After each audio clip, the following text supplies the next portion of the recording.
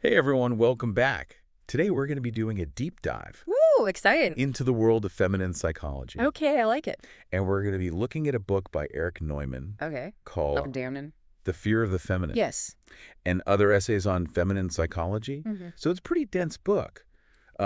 But it's got some really interesting ideas about the archetypes and symbolism and psychological development of women. Yeah, and he was a student of Carl Jung. Right. So he's really looking at this through a Jungian lens. Yeah. And what I think is really interesting is that he doesn't just focus on Right. women's psychology in isolation, Okay. but he explores these themes Yeah. in relation to men as well, I see. showing how intertwined these journeys actually are. That's really both sides of the coin. It is, yeah. Okay, so we're going to be That is- tackling some big concepts today. Oh, yeah. We're going to be looking at the phases of a woman's psychological development as Newman sees them. Right. And we're going to try and understand this idea of matriarchal consciousness. Yeah. And of course, the book's namesake, The Fear of the Feminine. Of course, can't forget that. Right, which is a really interesting concept. Oh, it's a fascinating one. Yeah. It might surprise you with how deeply rooted Okay. it is in our psyches and how Yeah. much it can impact our relationships and even our culture. So first things first, let's break down this idea of the fear of the feminine. Okay. What exactly are we talking about here? Okay, so we're talking about this really deep-seated psychological phenomenon that Neumann says affects both men and women. Both men and women. Yeah, and he traces it back to our earliest experiences, Good. that it's primal relationship with our mothers. So it's like this primal fear that we develop as Exactly. infants carries over into our adult lives. Exactly. It can show up in a lot of different ways for men. Mm-hmm. It might manifest as a difficulty forming really genuine, deep connections with women. Okay.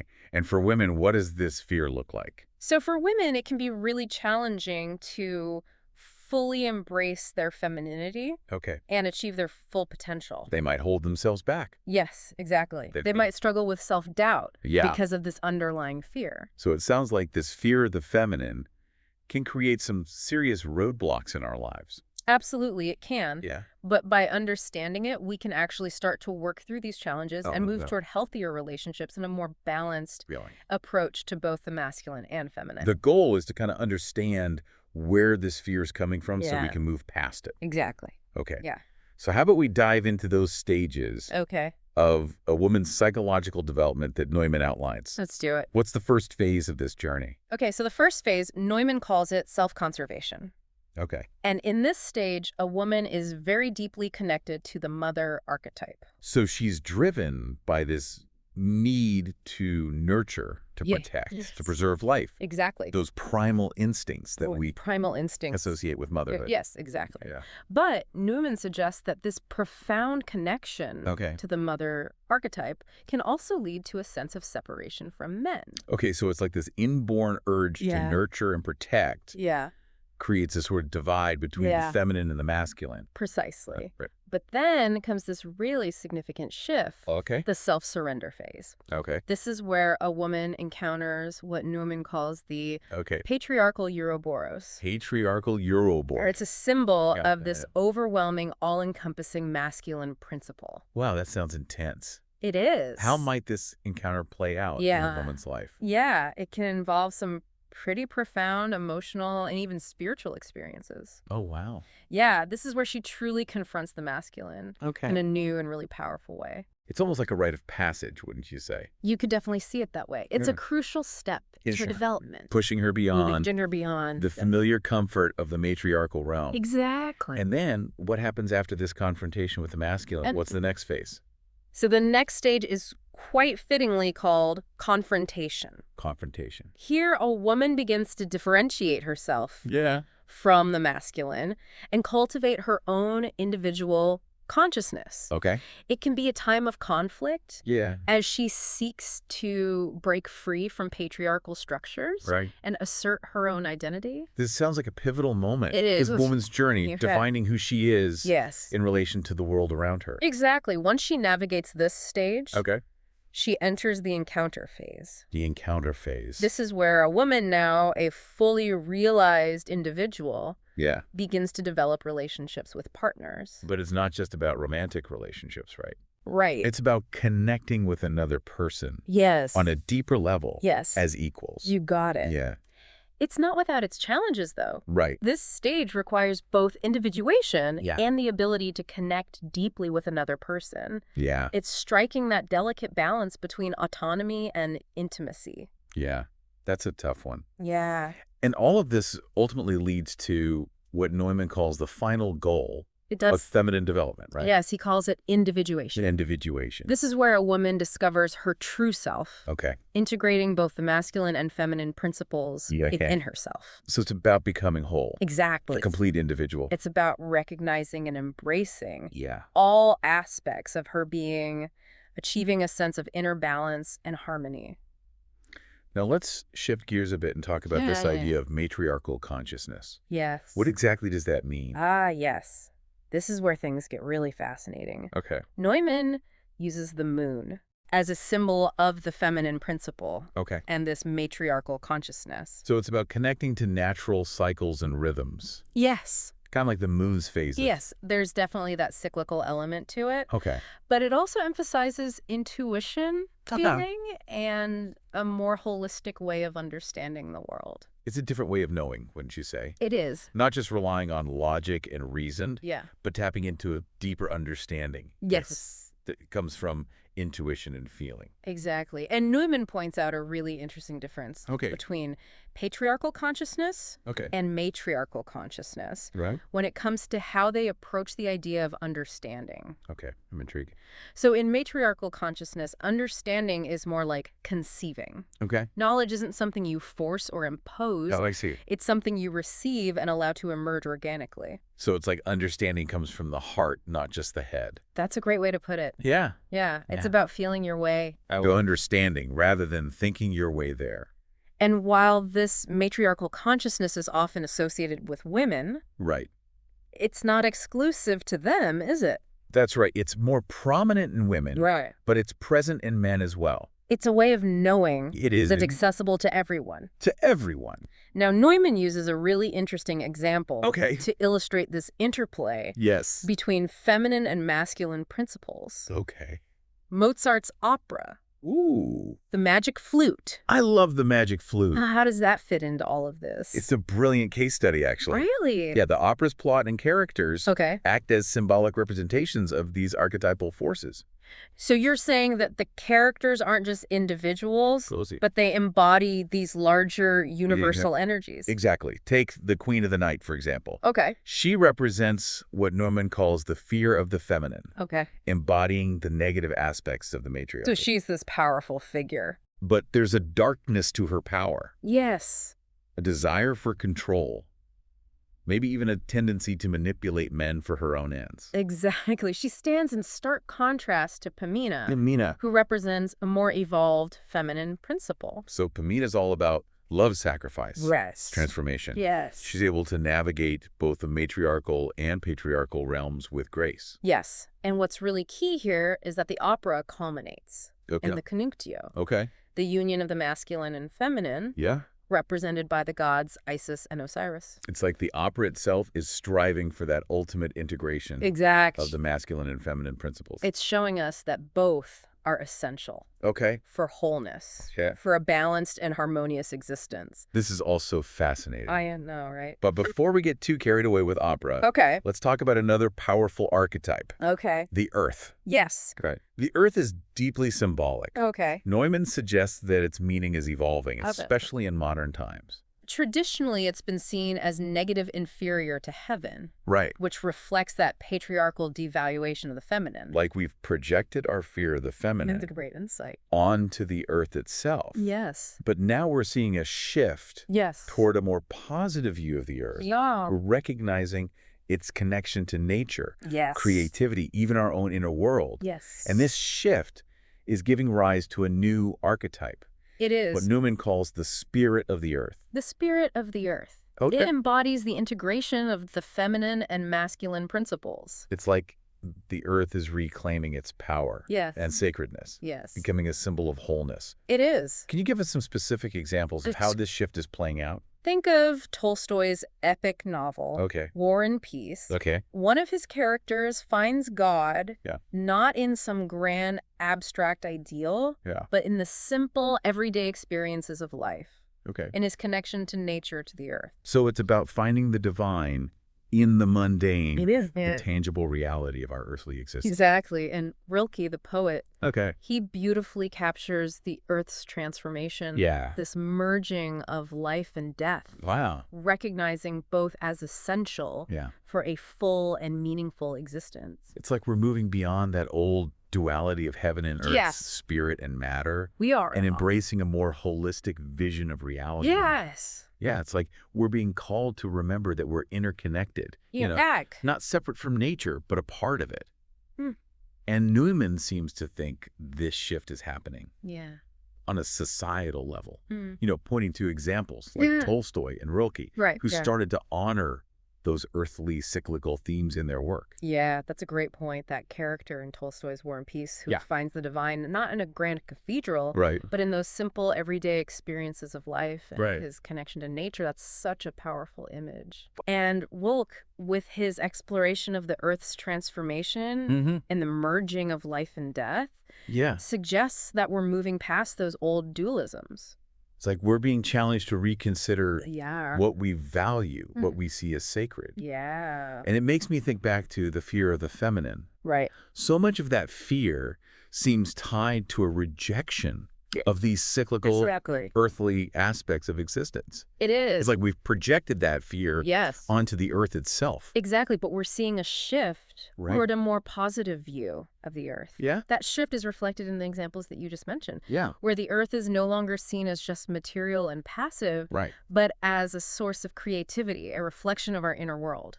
And that's where Neumann's concept of the spirit of the earth comes in, right? It's like the earth is reclaiming its power, becoming a symbol of wholeness. Yeah. The integration of both masculine and feminine principles.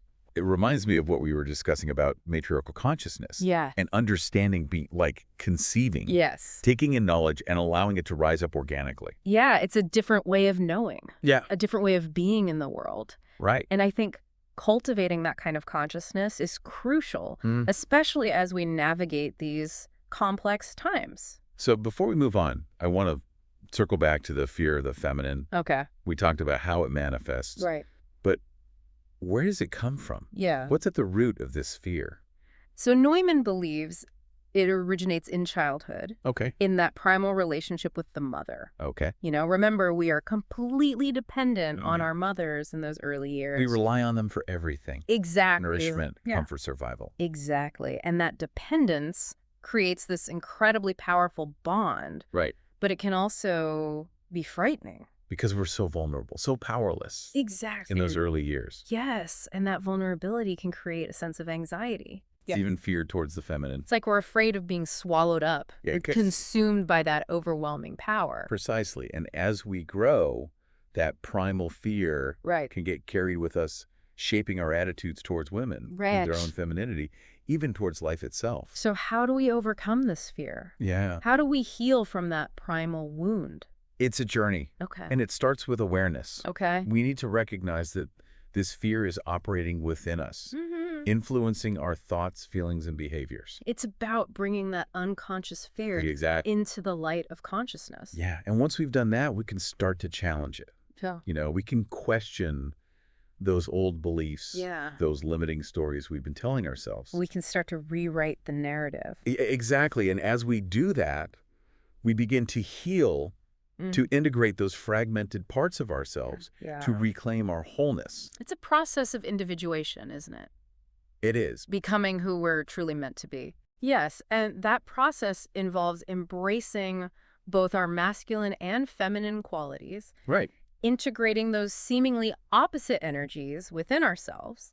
Now, I want to revisit those stages of a woman's psychological development that Neumann outlines. Yes. We talked about the self-conservation stage, where a woman is deeply connected to the mother archetype. Yes. It's a phase where the focus is on nurturing, protecting, preserving life. And then there's that dramatic shift into self-surrender. Yes. That encounter with the patriarchal Ouroboros. Right. It's like a confrontation with that overwhelming power of the masculine principle. And from that confrontation comes confrontation. Yes. Where a woman starts to assert her own identity. Exactly. She's differentiating herself from the masculine, right, developing her own individual consciousness. Which leads to encounter Yes. where she's ready to connect with a partner as an equal.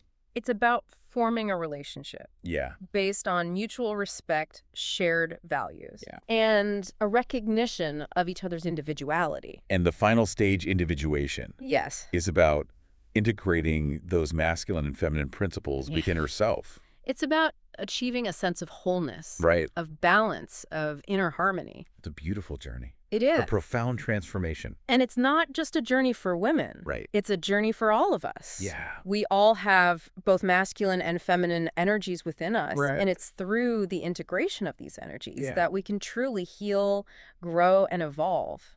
Now let's delve a bit deeper into matriarchal consciousness. Okay.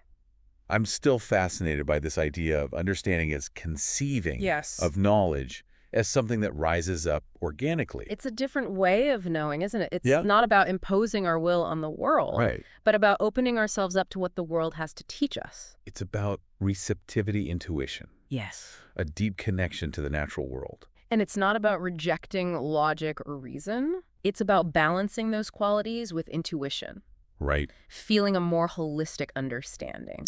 And this matriarchal consciousness is often associated with the moon. Right? Hey. Yes, the moon with its cyclical nature, its Hey. ebb and flow becomes a powerful symbol of the feminine principle.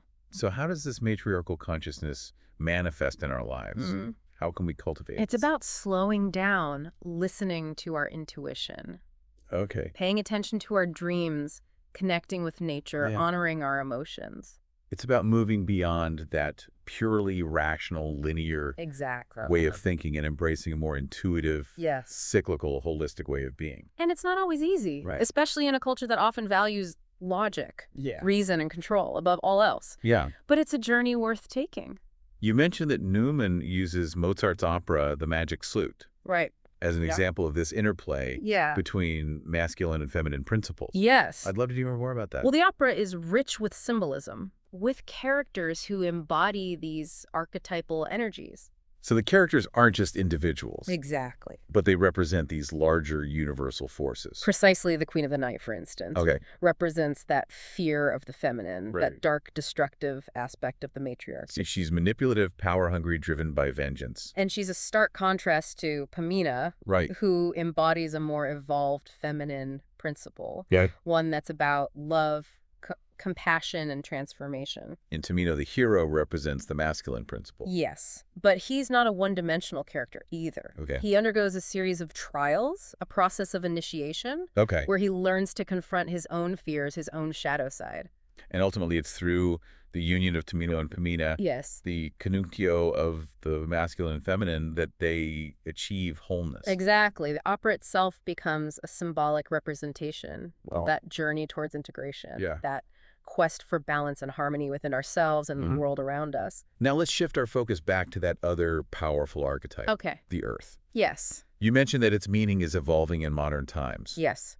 Traditionally, the earth has been seen as negative, inferior to heaven, Right. reflecting that patriarchal devaluation of the feminine. But now we're seeing a shift, Yes. a reclaiming of the earth's power and sacredness. And this shift is giving rise to a new archetype, Right. what Newman calls the spirit of the earth, Yeah. which represents that integration of the masculine and feminine principles. You mentioned Tolstoy and Rilke I did. as examples of thinkers who have embraced this more holistic Yes. vision of the earth. Yes. Tolstoy in War and Peace describes a character who Yeah. finds God not in some grand abstract ideal, Right. but in the simple everyday experiences of life, Yeah. in the connection to nature, to the earth. It's about finding the divine in the mundane, Exactly. in the tangible reality of our earthly existence. And Rilke, the poet, speaks of the earth's transformation, this merging of life and death, Yeah. this recognition that both are essential for a full and meaningful existence. It's like we're moving beyond that old dualism of heaven and earth, We are. spirit and matter, Yeah. and embracing a more holistic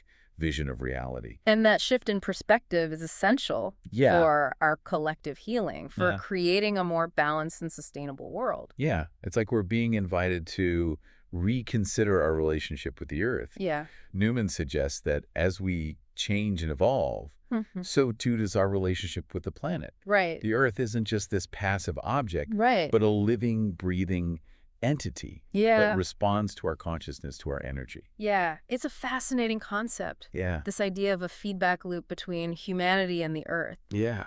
As we work to heal ourselves, as we integrate those fragmented parts of our psyches, we contribute to the healing of the earth as well. That's a really beautiful and hopeful thought. It is. And it's not just a thought, it's a call to action. Okay. You're being asked to step into our roles as conscious co-creators to work in partnership with the earth, to heal both ourselves and the planet. And that healing begins with understanding. Yes. With awareness. Yeah. With a willingness to face our fears and embrace our wholeness. It all comes back to that process of individuation. Yeah. That journey towards integration. Right. That's how we create a more balanced, harmonious, and sustainable world. Wow, we've covered so much ground today. I know, yeah. From the fear of the feminine to the stages of a woman's psychological development. Yes. To this idea of matriarchal consciousness and the evolving meaning of the Earth archetype. It's been a rich exploration of these complex and interconnected themes, hasn't it? And I have to say, I'm struck by how relevant Neumann's work feels today. I agree. Even though he wrote these essays decades ago. It's like he tapped into something timeless, something that speaks directly to the challenges and opportunities we're facing right now. His insights into the feminine psyche, the interplay between the masculine and feminine principles, and the importance of integration, are more relevant than ever. And for me, what's so inspiring is that he offers a path forward. Yes. A way to heal ourselves and the world around us. A path of individuation, of self-discovery, of recognizing and embracing our wholeness. Yeah. And it's a journey that's available to all of us, regardless of gender. It's about tapping into that deep well of wisdom that's within each of us, that connection to the earth, to the cosmos, to the divine. And recognizing that the feminine principle is not something to be feared, but something to be honored, respected, and integrated. It's about creating a world where both the masculine and feminine can thrive. Yes. Where we can live in balance and harmony with each other and with the earth. It's a beautiful vision.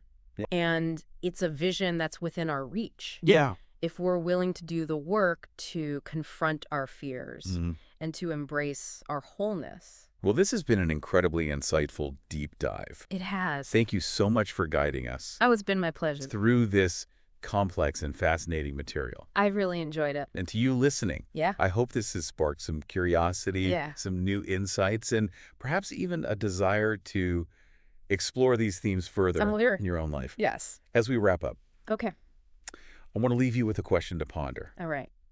How can recognizing and integrating the feminine within ourselves contribute to a greater sense of wholeness and understanding in our relationships and in society as a whole? That's a great question. Remember those earthly cyclical themes that Neumann highlights through the works of Tolstoy and Rilke?